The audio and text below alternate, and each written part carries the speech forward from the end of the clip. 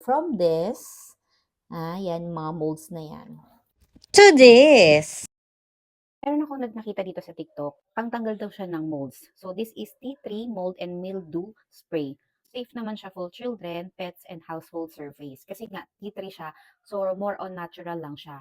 Kaya pinush ko talagang bilhin to kasi nga mild lang siya and safe for children. Lalo na sa amin, may mga bata kami. Ito kasing bathtub ng anak ko, alam niyo naman yung mga ganitong klase, lalo na yung silicone. Kapag nababasa or ma-moisture yung environment, lalo na dito sa banyo, nagkakaroon talaga ng formation of molds. Tingnan natin kung effective siya. Kailangan daw magstay yung liquid for 15 minutes. So, hayaan natin siya na magstay dyan. And let's see after 15 minutes kung matatanggal niya talaga yung molds na yan.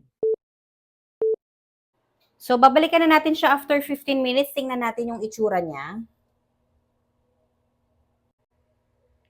Hindi man siya totally natanggal, pero tingnan nyo naman, naglighten.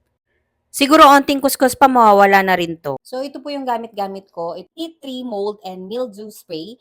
Pangtagal siya ng molds and I like this product kasi hindi siya masyadong matapang sa kamay. You can use it with your bare hands and safe siya sa children, pets, and household surface. Tea tree essential oil kasi ang ginamit dito kaya mild lang siya but nakakatanggal siya ng molds. So, kung gusto nyo rin ng ganito, check nyo na lang dyan sa Yellow Basket.